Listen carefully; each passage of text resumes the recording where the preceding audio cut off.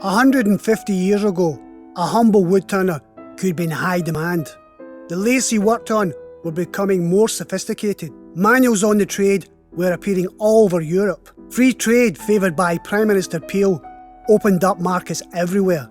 Things were changing fast, and the pace was bewildering for many. Cells at the Old Bailey rarely empty for long. It is there, after a long trial, on the 4th of March 1843, one Daniel McNaughton, a woodturner from Glasgow, found himself. I didn't know why he wouldn't have me as a partner.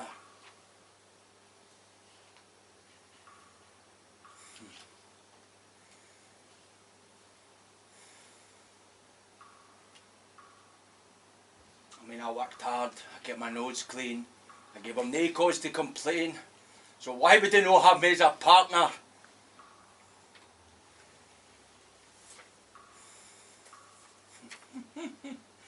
Because I was born natural, he said. Well, that's no fault of mine. How am I supposed to help a thing like that? I own my life. I'm at to own my death now as well.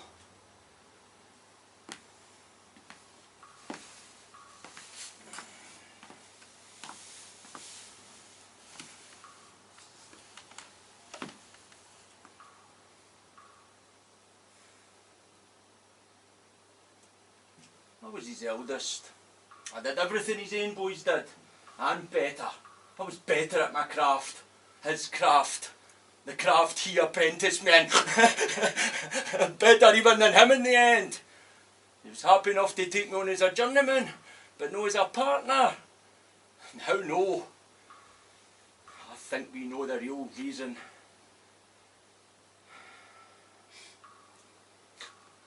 I should have known it then. 4.5 years, more than that, more than 4.5 years an apprentice. That's a long time for a wood turner, longer than any of the others. I should have seen what was coming. Oh yes. I mean, I knew I was good, and he knew I was good, and he knew I knew. Oh yes.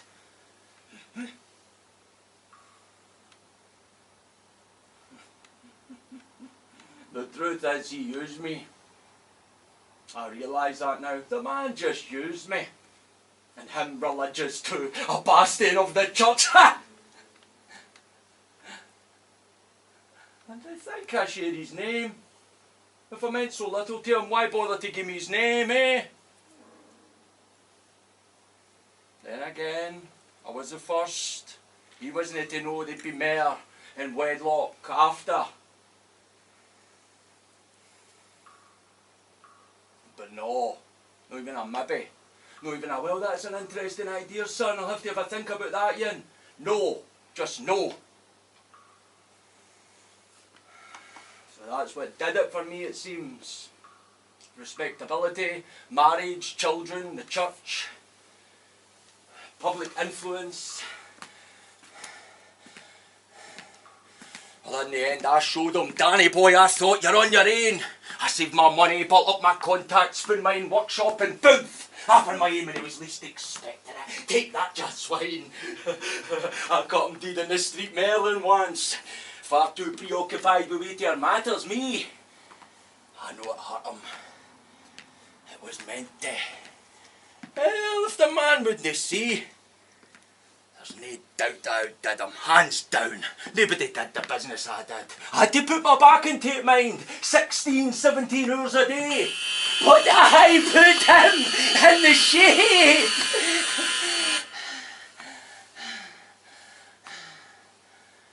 My work was far superior.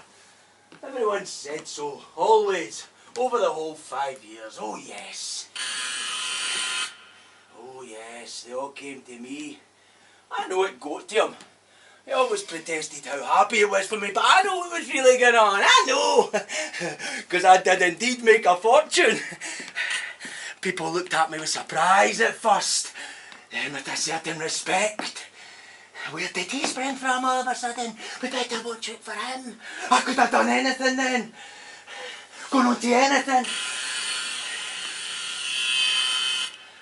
wasn't the point. The money wasn't the point. I found that out later. It was part of the point, but not all of the point. Was I going to play their game? That was the real point.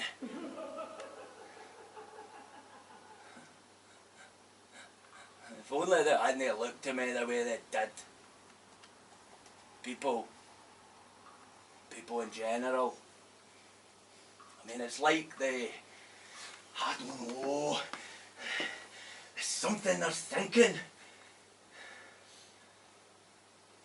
I mean, I've nothing to hide. I'm no person ashamed of the circumstances of my birth. That's no my fault. And look what I've done since. No many men from my station in life could have achieved what I did in the time.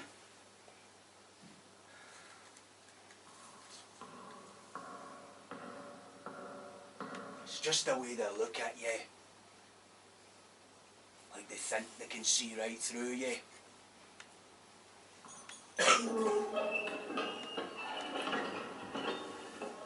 I've nothing to hide. I'm not ashamed. I've always been steady, sober, reliable, hard-working. Kept myself to myself. No, it's no me. It's them. Why would they bother to look at me that way if they weren't up to something? And if I weren't a threat to it, whatever it was. Is that why I've ended up in here? Waiting on 12 total strangers to decide if my life continues or no. Is it such a crime to keep regular hours? Stay off the drink? Put your back into your work? Make sure you get your 3 squares? Keep yourself clean? Is it? Well, is it?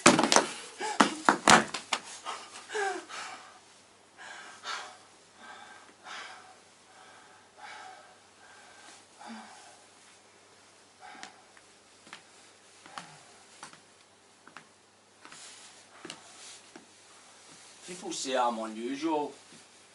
My habits. I don't think so. I've always been the solitary kind. Preferred my own counsel. Didn't have much choice in the matter the way he was all over his other kids. I've always been a reader. Even at table. Well, mostly at tables it happens.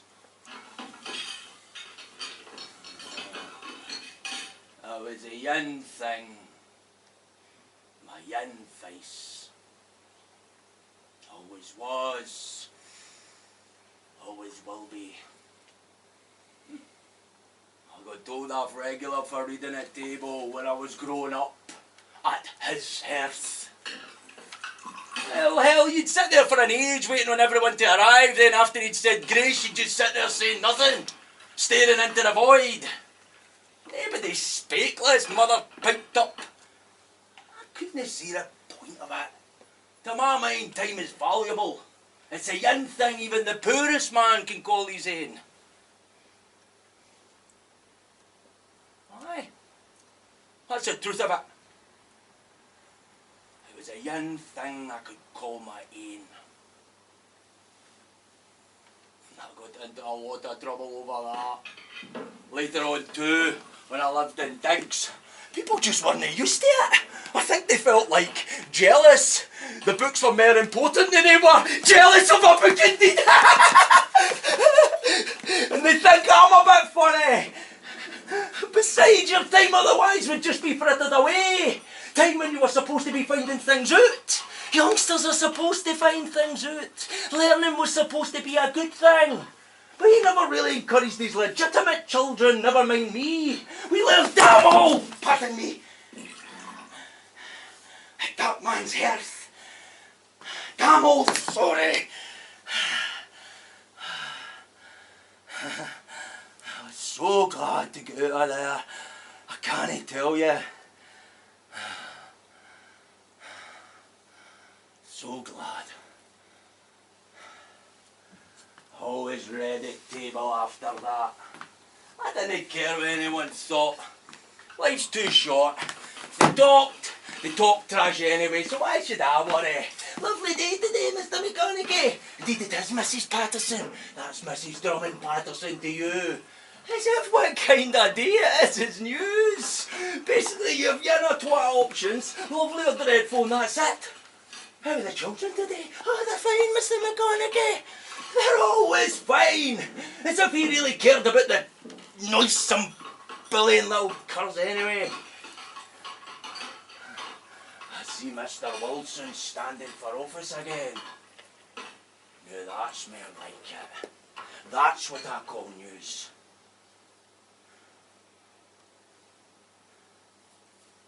But there's also politics, of course.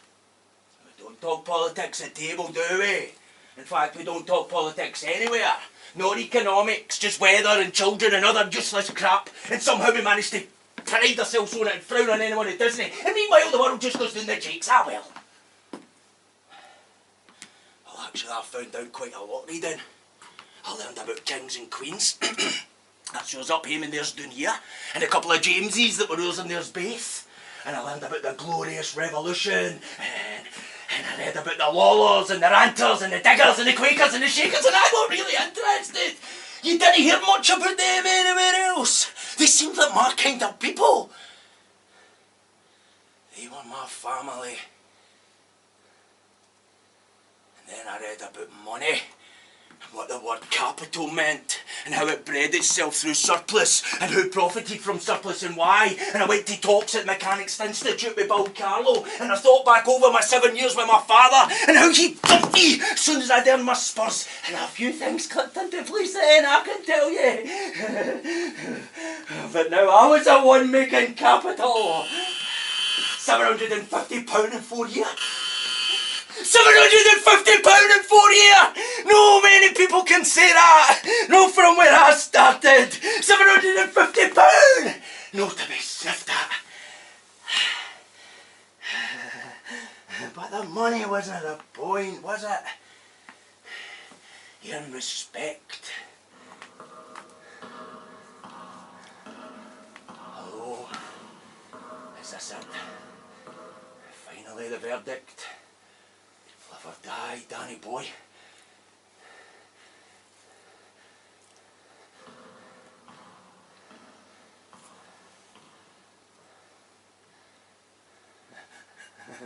Maybe no just yet.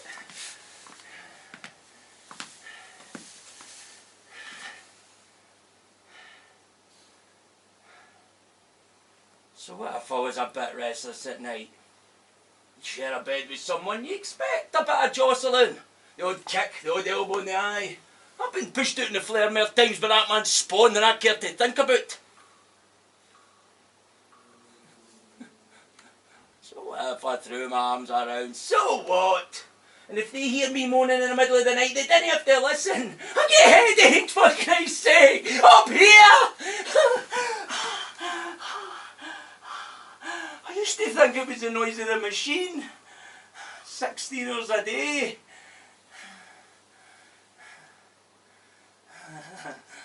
There's nothing like the Clyde to soothe a sore head. Stick it straight in. Walk down to the edge, find a bit that's still, kneel down, stick it straight in. Instant relief. Even better, if you've got time, go for a swim.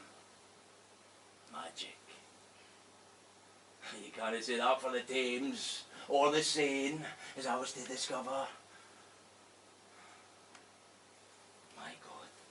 My God, indeed. Why would I cry out my God in my sleep? I didn't believe in the bastard, sorry. By Jove, I'm supposed to have said too. Does anyone say by Jove outside of that man Dickens?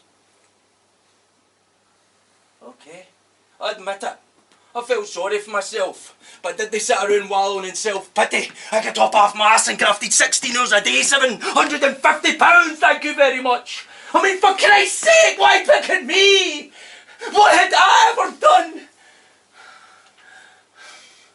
Because I wouldn't go for a drink, maybe. I'd go for a drink and get into trouble. The two go together quite a bit, it seems to me. Or maybe it was laughing out loud in the middle of that lecture at the Institute. I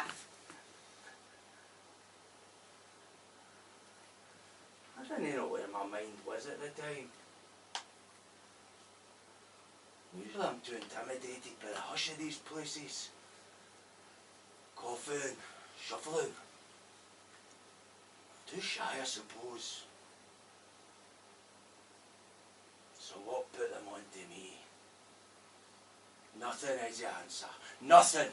I've led a blameless life. Ask anyone, half at 7, home at 7, dinner, bed, books, and that's it. And the only thing, and I've thought about this a lot, the only thing is the way I voted at that last election. Or maybe me and the others trying to change the rules at the Institute. Or maybe paying a little too much attention to the Glasgow Socialist League. Going along with Knockall to one meeting mind. And buying some of what they call the literature. Coincidence, I suppose, that that's when it all started. First it's just at the corner of your eye. You think you're seeing things. A figure looks familiar. You've seen him before, just a minute ago, back a few blocks, and he's still there behind you. Then when you turn, he turns, finds a shop window ever so interesting, or flicks a newspaper up over his face, or hails a cab, or hops a bus. What a coincidence.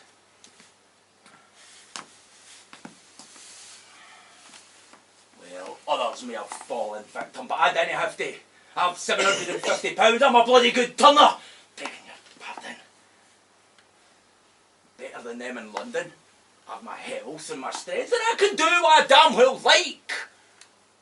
For example, I could move to Edinburgh, or London, or even France. Surprised! A mere wood turner for Glasgow, half to France. And how no? They sorted out their little problem with kings and queens over there, did they know? And they were always on our side again, the English. Oh yes, I wouldn't mind a quick look. I'm good with books, I could pick up the language. Or maybe join the Republican militia. As an officer, mind. I've read enough about the army to know you didn't stand a chance unless you're an officer. You have to pay for the uniform and the pistols, of course, but what the hell? You have to buy your own tools as a turner.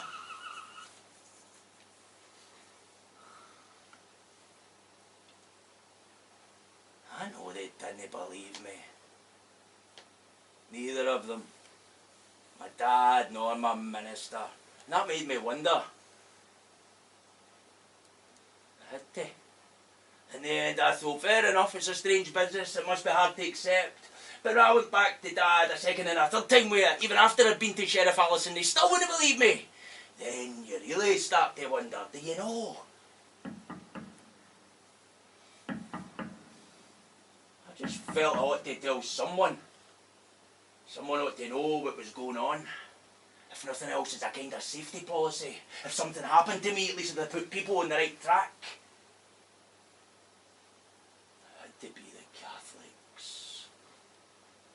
Or more specifically, the Jesuits. Someone set them on me, and I'd dearly love to know who. I might have my suspicions, mind. Alright, I admit it. I've never been religious. Right from the start at home, I sensed it was humbug. Sure enough, later when I started reading, you go out into the world, you find landladies crossing themselves at table, bailiffs with rosaries. I mean, bailiffs, for Christ's sake! You work hard all your life and no one gives you a damn thing. You pay up your workshop before the month's out, but the landlord never pays you back the advance rent. Twice I had to come back to Glasgow for what was owed to me. After all the trouble I went to get it in the first place, I won't give it up lightly, no sir. I never allowed anyone to get away with that kind of thing. And believe me, in business they will try. With me, you paid on the spot or as near as damn it. I was worth it.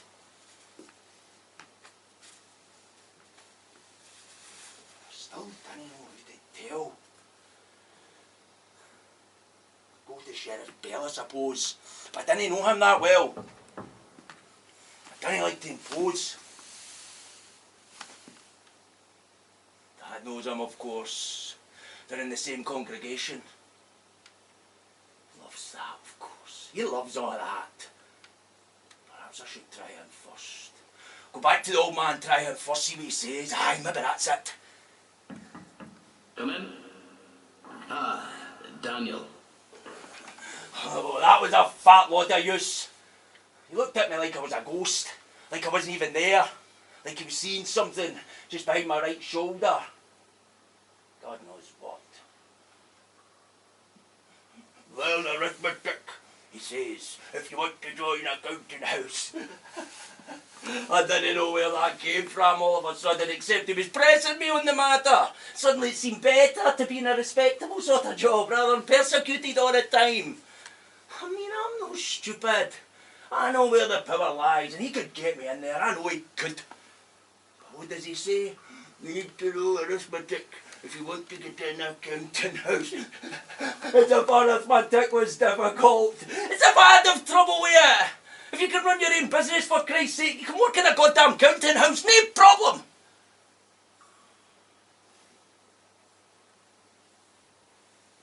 Well, he was always like that.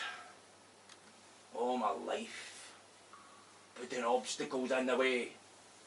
So what do? I repeat myself like I was a kid, mumble and stutter till I start to sound peculiar. I could hear myself. I could see in his face. He found it strange I was pressing him on this again. So no chance of an introduction to Sheriff Bell after all. Well, that's not a problem. I've done pretty well without his help before, and I can do it again. Come in. It's a way to speak to you. At first you think it's concern. Did they accost you? Did anyone see? Any letters? Anything in writing? Then you realise it's no concern whether you'll be believed. It's because they themselves didn't believe you. Come in. I think the sheriff has me done his daft too. Of course it would have seemed less far-fetched, but this time the Jesuits had roped the Tories in as well. But what can you do if those are the facts? Ah, Daniel. How else do you explain this absolute 100% refusal to even contemplate the facts? From your own family, such as it is. Through your minister. And your MP. All the way up to the Lord Provost of Glasgow. Come in. Ah, Daniel. How do you explain the Lord Provost of Glasgow, eh? Eh? Come in. Come in. It's obvious, is it no? Someone must be getting in first. Someone must be speaking to people before I do. Putting them off me, sending them off my chump or some such. I mean, even my landlady, Mrs. Patterson, Mrs. Drummond Patterson note. How does she come all of a sudden to ask me if I think the Queen's visit to Scotland has made any difference to trade? How all of a sudden does this woman, whose lips pass nothing but inanities, suddenly so interested in trade in Scotland? I'll tell you how, because it's no trade, it's me. That's what she's interested in. What do I think? And what's suddenly so important about me? You guessed it. What does it say has got around? Of course, I let her know I knew. I just asked point blank if anyone had said anything against me. I saw her eyes flicker. Then I had to put her off the scent. Asked her if she had a book of extracts from the Bible, and I complimented her on her children. Told her how much I used to love watching them at play. How I could watch them for hours. Their innocence and all. It kinda backfired on me, that one. Anyway, there I was, charging around the assorted authorities of Glasgow, getting nowhere with any of them. And in the end, I find myself going back to Dad. He had that look in his eyes from the start. Come in. He barely listened. I could tell. I told him I thought they'd got to Sheriff Bell. And to Sheriff Allison, who also went to. And one of them must have put the commissioner up to it, because it was the same when I saw him. So who's left? Your bishop, your MP. I will try them again. Believe me, I won't let this lie. Even our MP, you see. I saw him first time around. Come in. I liked him. Didn't get me wrong. I found him a sympathetic listener. The most sympathetic of all of them, as it happens. Ah, Daniel. Maybe worried about my vote. Who cares? In the end, they're all the same. If they haven't been through what you've been through, they simply won't believe you. Come in. It's like they need someone else to agree with you first. Come in. Just one other person. That's all it would have taken. Just one. Ah, Daniel. There's no minds in the rain. I know for a fact the Lord Provost asked my father to go and see him, but the bastard never turned up. It was a trick question that undid me, I think. Could I point these spies out? Ah, sure. And then they know I'm on to them. I'm getting the hang of this game, believe me.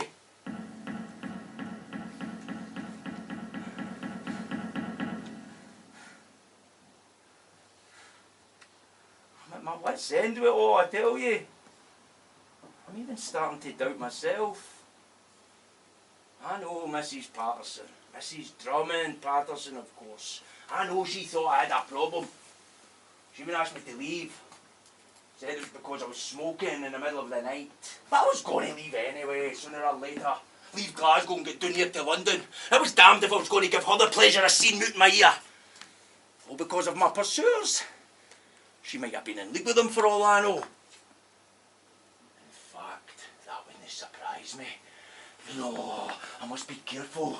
I'll start proving them right. Then I would be insane. Oh God, no. That's what they think. They think I'm insane. They don't think I'm off my chump. Oh hell, what am I going to do?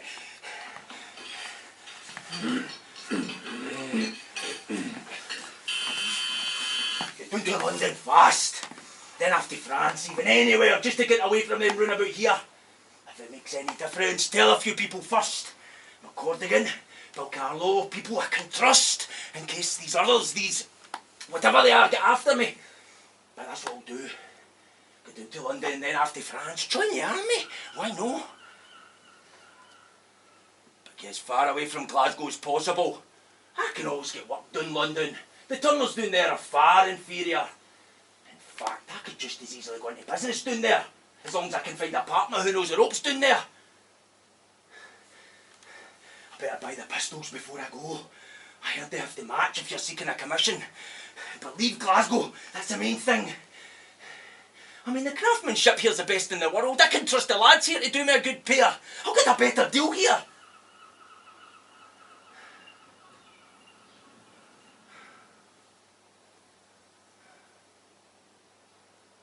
For all the good that did. They must have followed me down here too. I couldn't get a job anywhere. In spite of my qualifications, or perhaps because of them. Of course, I wasn't going to ask the old man for a reference. I mean, it didn't have to be drudgery. I'd have been willing to put money into the right thing.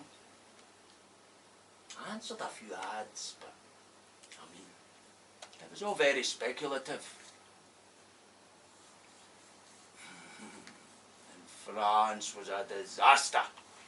I couldn't make myself understood, so I stood no chance with their money. And buying food, I just got thinner and dirtier and scuffier. So the army was a dead loss. What a waste of money those pistols were. They just drew suspicion to me. Then I realised they'd followed me there too, peeping out from behind the customs house on the quay at Boulogne. I go back home, Mrs. Patterson fund the pistols. I said they were for shooting birds. But the food seemed to change after that, you know. Like she was putting something in it.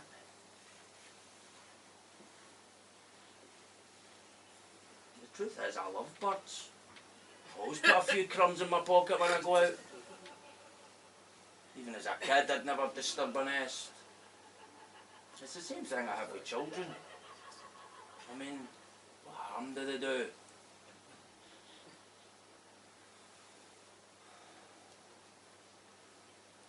You talk to people, they look at you like you're no there.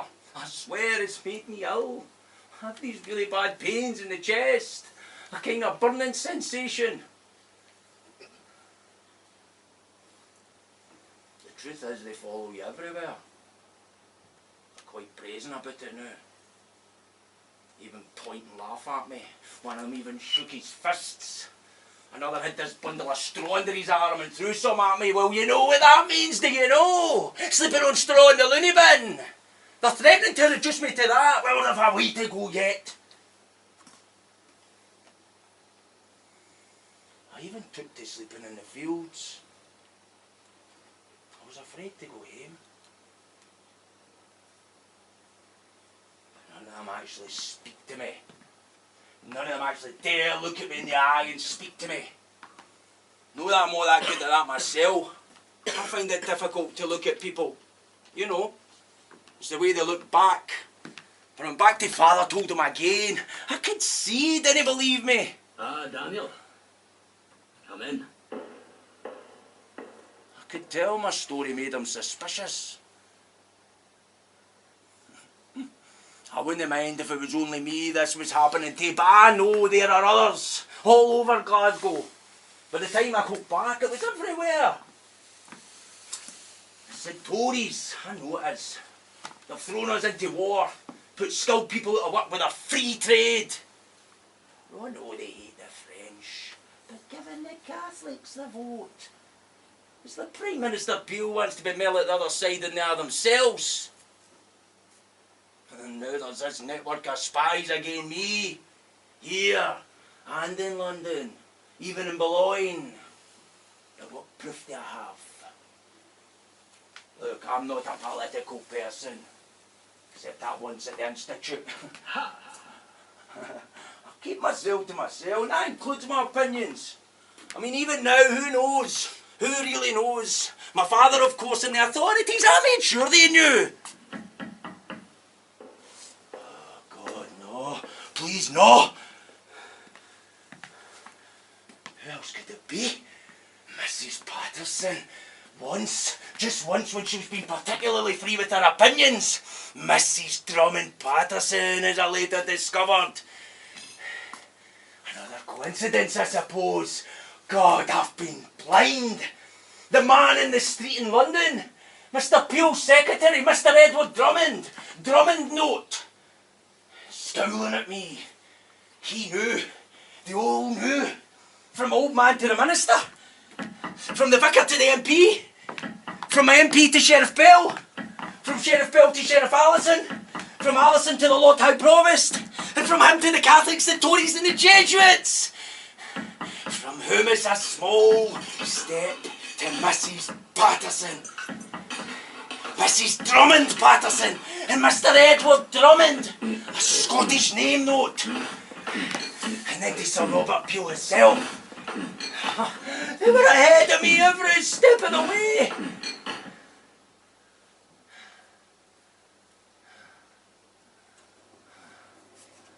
Even when I go back down here to London, they made difficulties.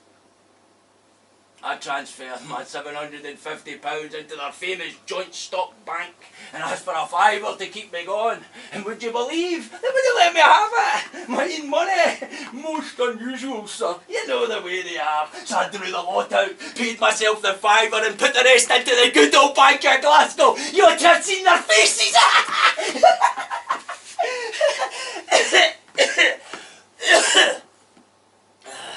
Oh, and then that piece in the Times, very cunning, like a simple advertisement. I mean, you had to look really hard to see who they were getting at. It was really only someone like me who could see what they were alluding to. Someone with £750. Oh, 745 now, of course. Not quite the 1,000 they advertised for. Not quite, Mr. McNaughton, sir. Not quite, but very nearly indeed. So suddenly there I am, at the end of Downing Street, where all the trouble stems from when you come down to it. 15 nights in a row. Waiting. Waiting.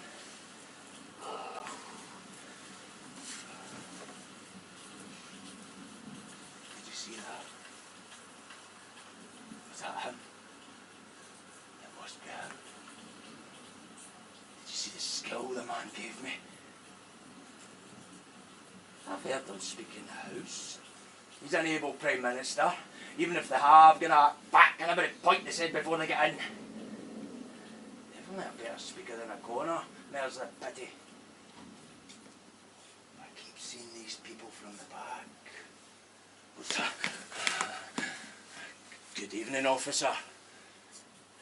No, I'm just waiting on a friend. Aye, you've maybe seen me before. It's a regular thing. It's cold for the time of the year, is it no? Good night. Oh my God, it is cold too.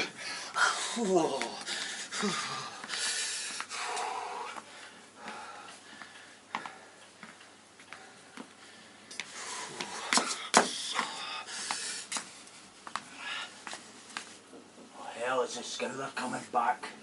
Must have forgot something. Now's your chance, Danny boy. Revenge is sweet. Damn Tories come back with this stand for persecuting the innocent.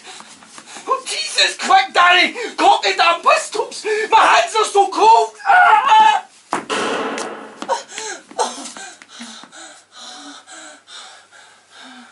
Oh God, what have I done? You shall not break my peace of mind any longer!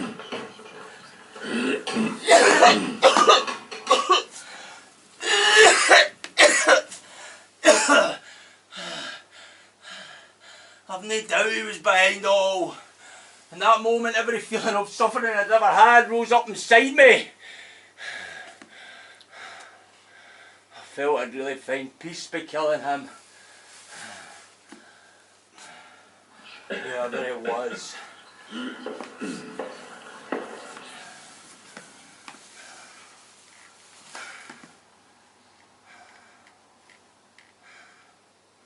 I've been told that's my best way of putting it. Like a grinding of the mind. It's the only way I can describe what I felt. I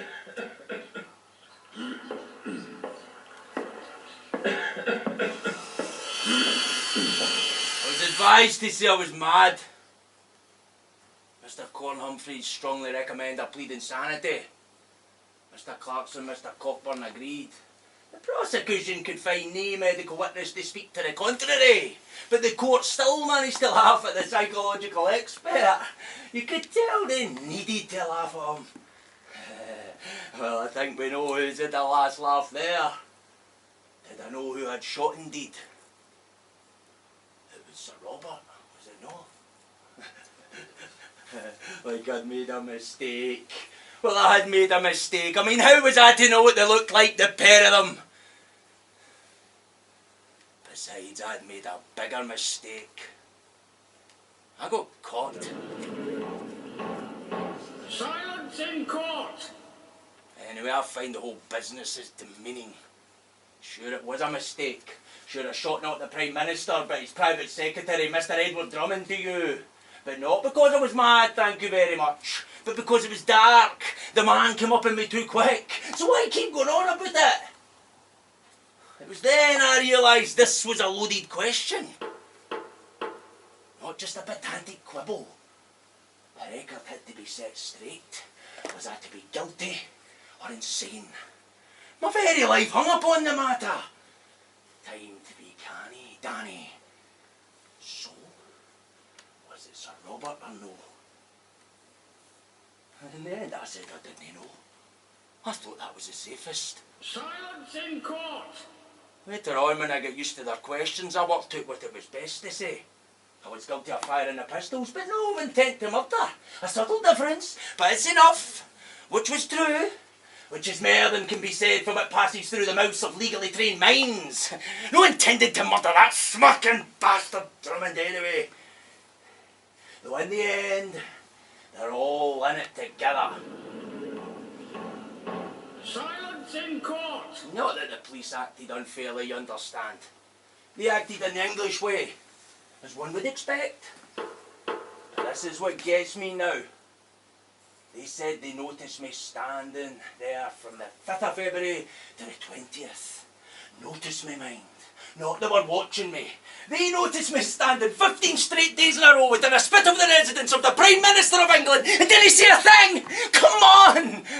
All right, they did speak once or twice. What was I doing? Waiting on someone. Had I seen him? No, I hadn't. Which was true. The gentlemen inside have had cause to speak to me about you standing on these steps. Tell them not to worry. The property is quite safe.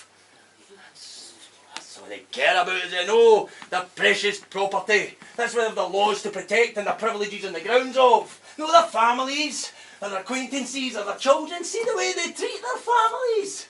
Not people, but property. So, your property is quite safe. And so it was.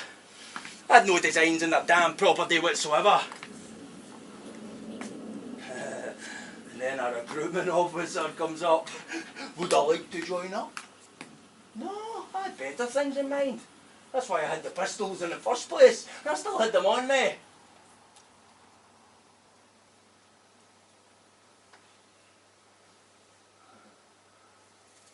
If only I could have learned French. It was a real surprise to me. Everything else in my life I could get from a book, and I had the best book, I know I did. The best French grammar on the market. It wouldn't stick. I couldn't speak it. Always had difficulty in that speaking up department. Never really learnt to ask for anything. You know. Something you really, really want. Speak when you're spoken to. That was always a rule. So there you are. They even managed to stop me learning the one thing I needed in order to get on over there. The truth is, they have driven me into a consumption. I used to have good health and strength. Could I have saved £750 in so short a time if I'd been a sickly person? I didn't think so, my lord. What people need to understand is that none of this need have happened. I didn't ask to be born illegitimate. I didn't ask to work hard only to be passed over as a partner. I didn't ask to be ostracised for making money and getting stuck in at the institute. To be denied work when tunnels in Glasgow are a century ahead of them in London. It occurs to me now that's precisely why I was denied. To be chased and jeered at and spat at.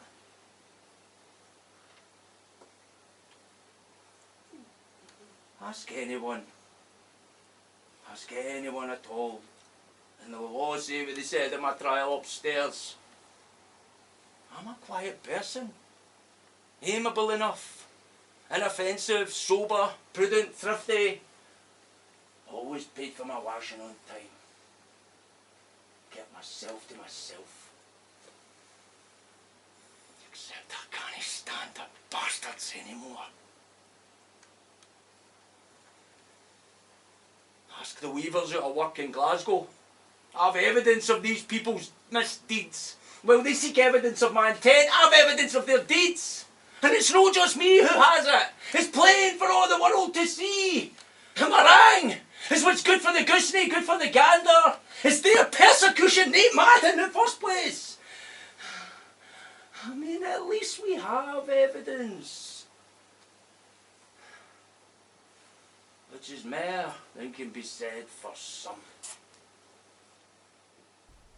On the 4th of March 1843, Daniel McNaughton was found not guilty of murdering Edward Drummond, private secretary to the Prime Minister Sir Robert Peel, on grounds of insanity. On the 15th of March, he was committed to Bethlehem Royal Hospital, where he lived for a further 22 years, before being transferred to the new facility of Broadmoor, where he died a year later. The most frequent comment on his record at Bedlam was, "No change." Occasionally, curious visitors to Bedlam would attempt to draw him out on the subject of his crime and sentence, whereupon he would simply reiterate the story told at his trial. It is known that the lawyers and medical officers involved in his defence had been looking for some time to challenge the prevailing conduct of trials involving the insane. The rules governing McNaughton's trial consequently set a precedent which for over a century became enshrined as the McNaughton Rules.